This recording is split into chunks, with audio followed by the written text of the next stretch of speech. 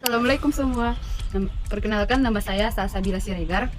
Saya mahasiswa dari program studi Manajemen Pendidikan Islam semester 2 STAIN Mandailing Natal.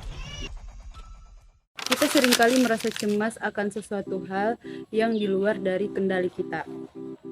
Contohnya seperti capek mikirin omongan orang, capek overthinking, atau bahkan memikirkan hal-hal yang belum tentu terjadi. Mengapa hal itu semua bisa terjadi? Nah, saya baru aja baca buku yang bisa menjawab semua pertanyaan itu, yaitu buku Filosofi Teras yang ditulis oleh Henry Manampiring.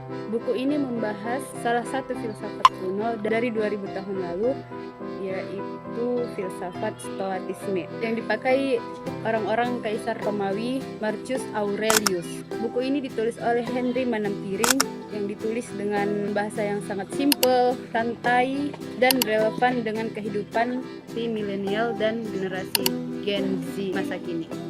Otak kita itu seringkali menggabungkan antara hal-hal yang bisa kita kendalikan dengan hal-hal yang tidak bisa kita kendalikan. Contohnya itu, kita sudah sangat berusaha untuk presentasi maksimal mungkin di dalam kelas, tetapi teman-teman kita itu tetap aja tidak paham ataupun tidak mau berpartisipasi dalam kegiatan presentasi kita di kelas. Nah, jadi situ ada hal yang di dalam kendali kita dan ada hal yang di luar dari kendali kita. Hal yang ada di dalam kendali kita itu ialah bagaimana cara kita mempersiapkan penyampaian materi kita di dalam ruangan kelas tersebut, dan hal yang di luar dari kendali kita ialah bagaimana sikap ataupun respon dari audiens atau teman-teman kita yang ada di ruangan kelas terhadap presentasi kita. Jika kita terus memaksa untuk mengontrol sikap mereka, maka hal itulah yang akan memicu terjadinya kecemasan ataupun pikiran yang akan mengganggu kita seharian. Di dalam buku ini, Epictetus berkata, "Some things are up to us, some things are not up to us." Yang dimana itu maksudnya ada hal-hal yang berada di bawah dari kendali kita, dan ada hal-hal yang tidak berada di bawah kendali kita. Prinsip ini tuh disebut sebagai dikotomi kendali. Contoh dari hal-hal yang di bawah kendali kita ialah pertimbangan ataupun judgement, opini atau persepsi kita, keinginan kita, tujuan kita, dan segala sesuatu yang merupakan pikiran dan tindakan kita sendiri. Dan hal yang tidak ada di bawah dari kendali kita seperti tindakan orang lain, opini orang lain, reputasi ataupun popularitas kita, kesehatan kita, kekayaan kita, kondisi saat kita lahir, seperti dari jenis kelamin, orang tua, saudara-saudari, etnis atau suku, kebangsaan, warna kulit, dan masih banyak lagi.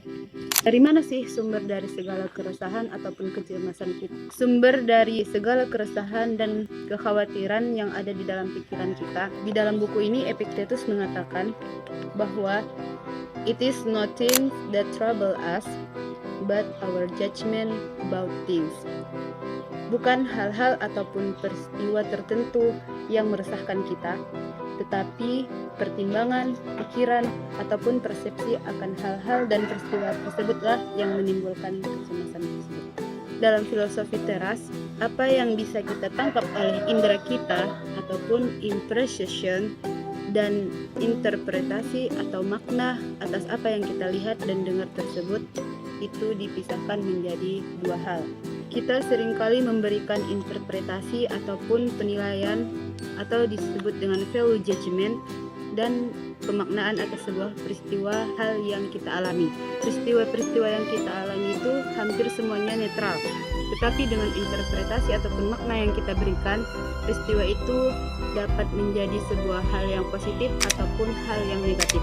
Ilustrasi yang sederhana bisa kita berikan sebuah contoh kepada gebetan. Kamu mengirim pesan panjang lebar dan sangat excited, namun malah dia hanya membalas oke, cuman sekedar oke. Tidak ada tambahan kalimat lain ataupun bahkan menambahkan emoji lain. Menurut dia balasannya itu netral-netral aja. Tapi karena kamu suka sama dia, otak kamu itu langsung mikir bahwa balasannya cuma oke doang.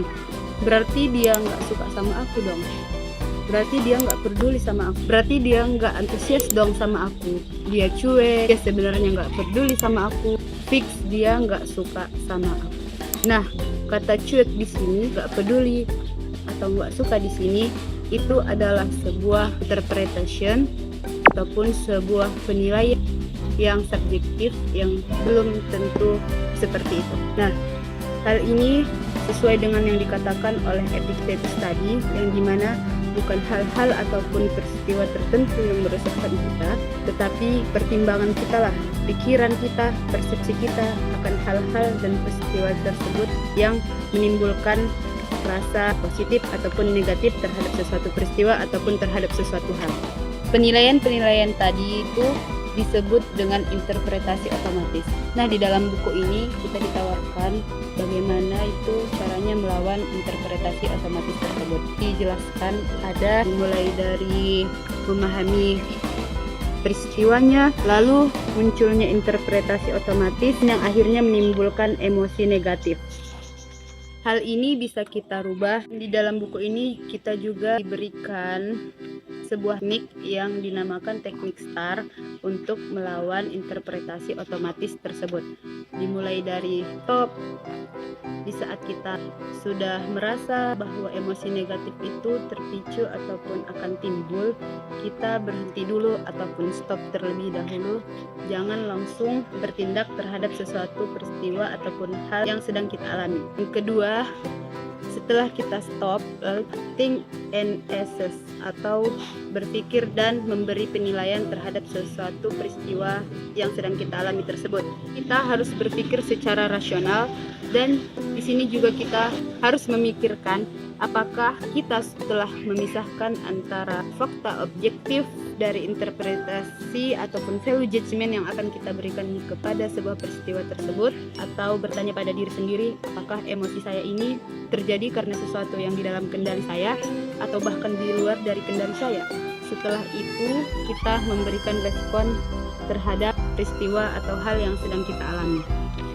Jadi buku filosofi teras ini dapat membantu kita dalam mengatasi emosi-emosi negatif dan membantu kita menghasilkan mental yang tangguh, serta membantu kita dalam mengontrol hal-hal yang bisa kita kendalikan dan hal-hal yang tidak bisa kita kendalikan, sehingga kita tidak harus memikirkan hal-hal yang tidak perlu. Tuan, kamu baca buku filosofi teras ini. Buku ini akan membantu kamu dalam mengatasi masalah-masalah overthinking, dan kamu juga bisa langsung praktekin teori-teori yang ada di buku filosofi teras ini langsung di dalam kehidupan. Sekian video dari saya. Assalamualaikum warahmatullahi wabarakatuh, and see you next time. Bye bye.